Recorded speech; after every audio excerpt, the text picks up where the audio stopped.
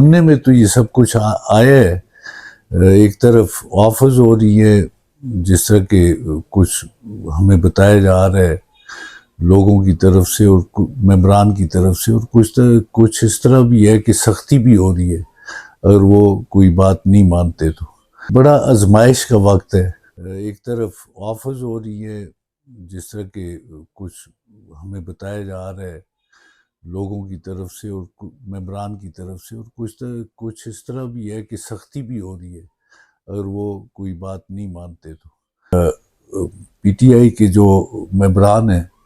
وہ اللہ کے فضل و کرم سے کسی طرح بھی اپنی پارٹی کو نہیں چھوڑیں گے،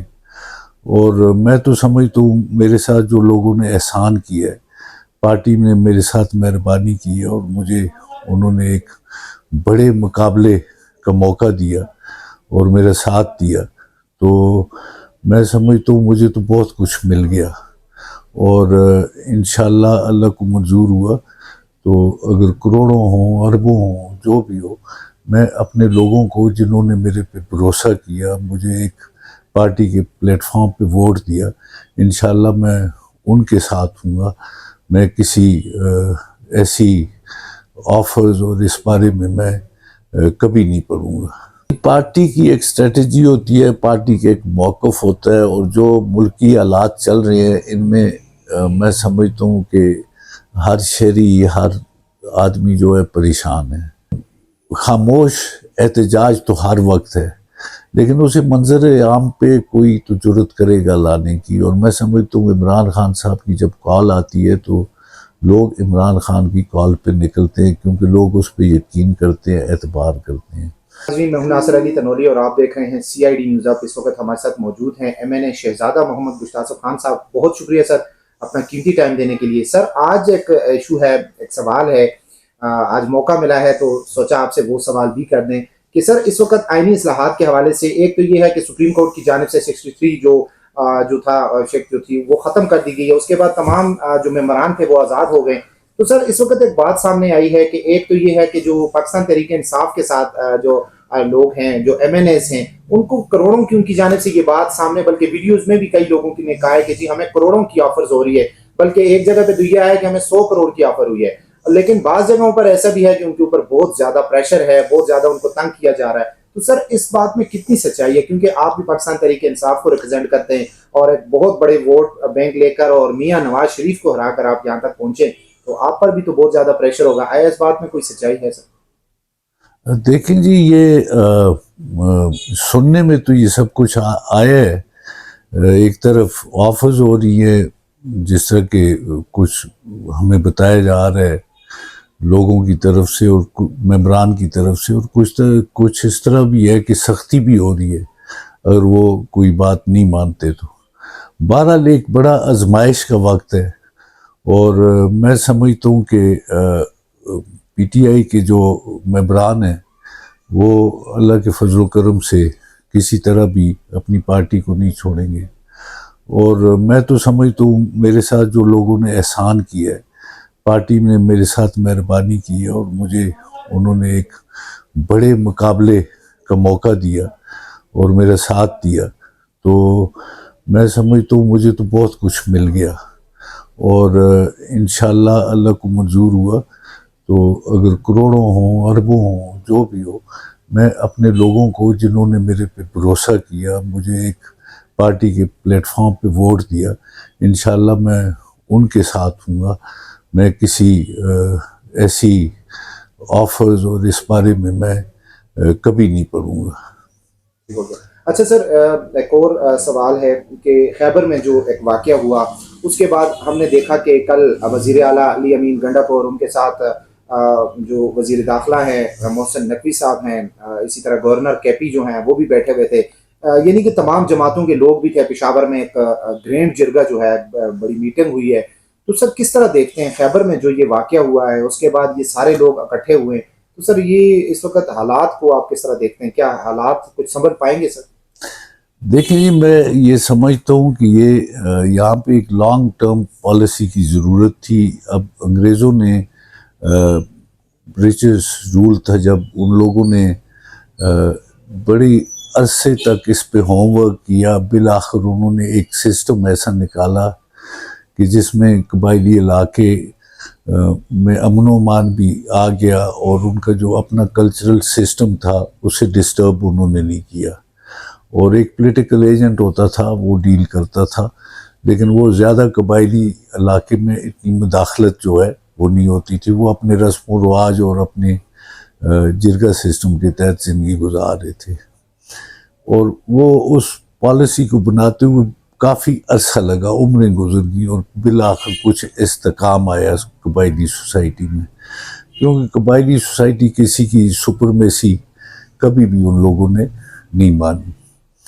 وہ اپنے طریقہ کار پہ رہتے رہے.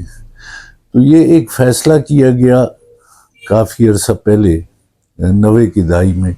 کہ صدر نے نوٹیفائی کر دیا اور انہیں مرج کر دیا سیٹلڈ ایریاز کے ساتھ, جس پہ کوئی ہوم ورک نہیں ہوا تھا, کوئی کام نہیں ہوا تھا. بس ایک بجنبش قلم یہ پالیسی بنا دی گئی, اور کوئی ان لوگوں کو ان کے پرانے راؤ رسم سے ہٹا دیا گیا. تو میں سمجھتا ہوں وہ کنفیوژن جیسی اس سے کریٹ ہوگی. حالانکہ سسٹمز ہیں دنیا میں, آپ دیکھیں امریکہ میں ریڈ انڈینز تھے, وہ بھی اسی قسم کے وہاں پہ بھی حالات تھے. تو انہوں نے کاؤنٹیز کے اندر ہی ریزرویشنز بنائے, ان کا گورنر, لیجسلیچر, یہ سارا کچھ میں دیکھ کے آیا ہوں. ان کا کسٹمری لا ادھر رائج ہے, اور ادھر اتنی مداخلت کسی کی بھی نہیں ہے. تو میں سمجھتا ہوں کہ قبائلی علاقے کا حل تو یہ تھا سیلف گورننس کا. وہاں پہ ان کی کونسل ہوتی, ان کا اپنا انتظام ہوتا, اور وہ اپنے انتظام میں لگے ہوتے. اپنا کلچرل لا جو ہے ان کا وہ بھی شرعی لا ہے, وہ پریکٹس ہوتا, اور پاکستان کے ساتھ وہ پاکستان کا حصہ تھے, پاکستان کے اندر ہی رہتے ان کا. لیکن ان کی جو ماحول ہے, انوائرمنٹ, اس کے مطابق انہیں رہنے کی اجازت دی جاتی, کیونکہ ہمیشہ سے ان کی ایک علیحدہ حیثیت رہی ہے. تو ان کی علیحدہ حیثیت برقرار رکھتے ہوئے انہیں ان کو ایک سسٹم دیا جاتا. بہرحال اب جو کچھ ہو گیا وہ تو ہو گیا. تو میں سمجھتا ہوں کہ یہ جو ان کا سلسلہ ہے, اب پاکستان میں جمہوریت ہے, جمہوری حقوق ہیں,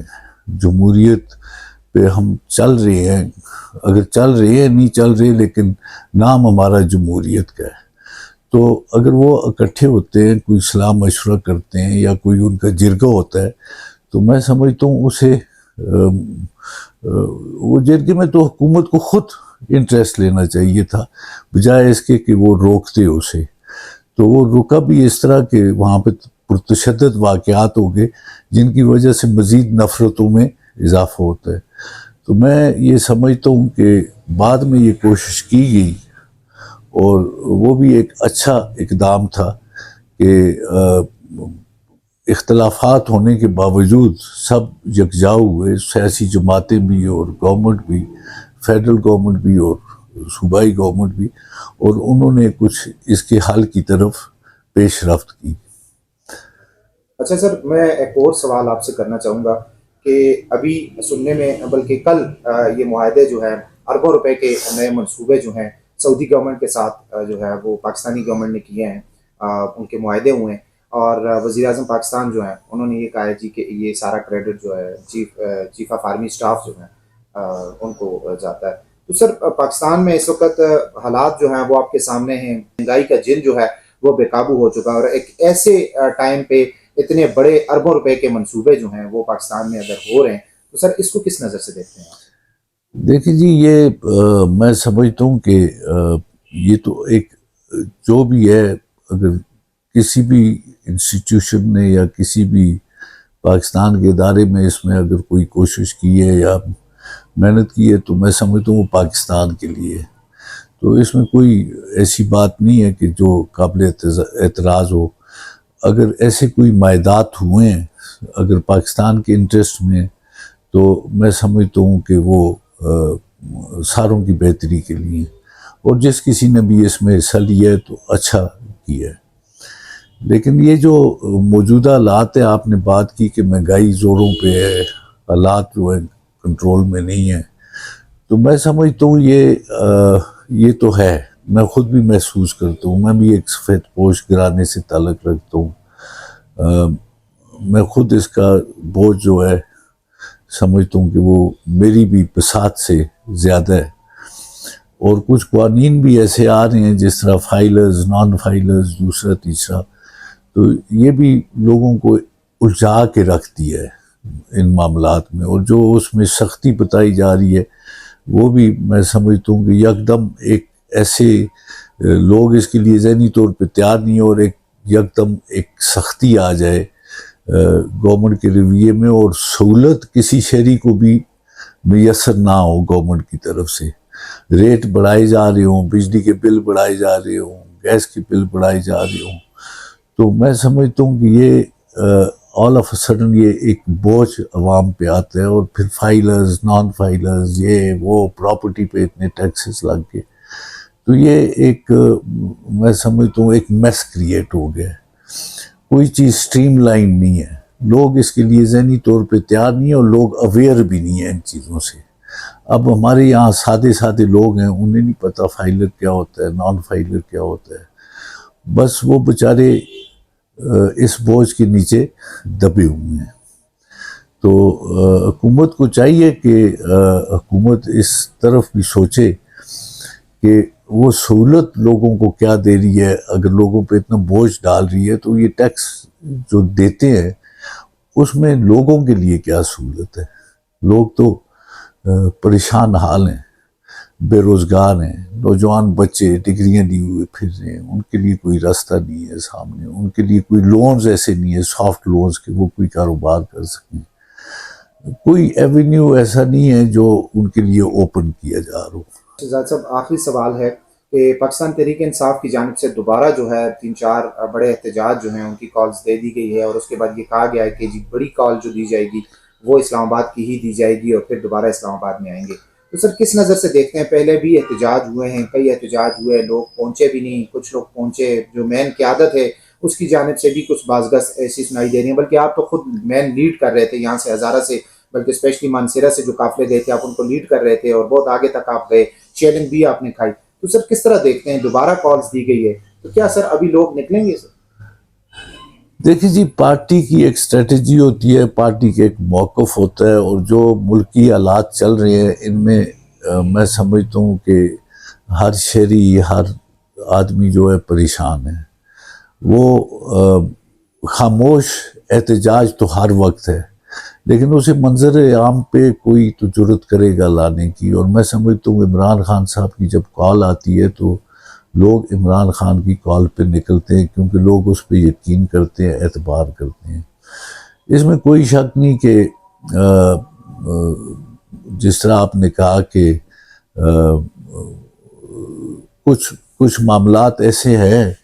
کہ جن کی وجہ سے لوگوں کو مایوسی ہوئی، لیکن میں سمجھتا ہوں کہ وہ مایوسی جو ہے وہ مجھ سے ہو سکتی ہے یا کسی اور سے ہو سکتی ہے، لیکن عمران خان سے مایوسی نہیں ہو سکتی، کیونکہ وہ جیل میں ہے،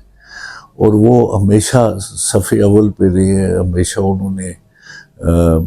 جرت کا، بہادری کا مظاہرہ کیا ہے۔ اب آپ دیکھیں کہ عمران خان کی ہمشیرہ، 2 ہمشیرہیں